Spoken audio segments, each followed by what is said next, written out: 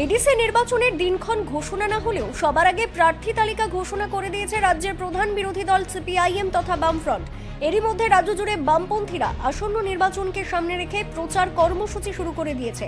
তারই ঝলক দেখা গেল সাবরুম মহকুমা কলাছড়া বাজার এলাকাতে।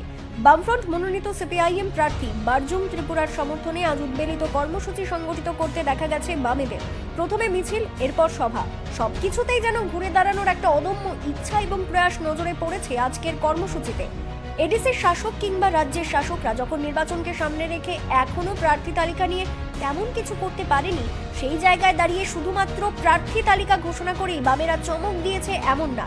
দিকে দিকে প্রচারের অংশ হিসেবে আজ যেভাবে শাসকের চোখে চোখ রেখে কলাছড়া বাজারে লাল ঝান্ডা কর্মসূচি সংগঠিত করলো, এটা আগামী দিনের রাজ্য রাজনীতির পরিপ্রেক্ষিতে একটা ইঙ্গিতবহ অধ্যায় বলে অনেকেই বলছেন। এদিকে আজকের কর্মসূচিতে অন্যান্যদের মাঝে প্রার্থী ছাড়াও সিপিআইএম রাজ্য সম্পাদক জিতেন্দ্র চৌধুরী, দলের জেলা সম্পাদক অরুণ ত্রিপুরা, প্রাক্তন বিধায়ক প্রভাত চৌধুরী, আঠাশ শিলাছড়ি মনুবনকুলের প্রার্থী উচাথই মগ সহ অন্যান্য অতিথিরা।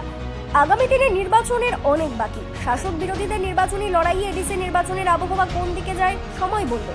তবে নিঃসন্দেহে দীর্ঘদিন পর কলাছড়া এলাকাতে আজ রীতিমতো শক্তি প্রদর্শন করল লাল brigade. Bureau report, Tripura TV. কিভাবে শুরু হয়েছে? আমি প্রথম রাজনীতি জীবনে পা দিয়েছি। আগেই আমি সামাজিক সোসাইটির মাধ্যমে কাজ করতাম। প্রার্থী হতে আপনি কিভাবে অনুপ্রাণিত করেছে? খুব ভালো লাগেছে। আপনার শিক্ষা, পেশা এবং সমাজসেবার অভিজ্ঞতা কি? আমার এই সমাজ সেবাতে আমি বিগত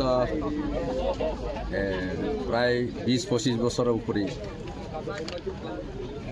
সমাজসেবার সঙ্গে যুক্ত খ্রিস্টান মিশনারিজ। নতুন প্রার্থী হিসেবে আপনি কিভাবে নিজেকে রাজনীতিবিদদের সাথে কাজ করবেন মিলে? আমি আমার সাথে বা পার্টির সহযোগিতায় যতটুকু পারি আমি একদম ফুল সাপোর্ট দিয়ে কাজ করি।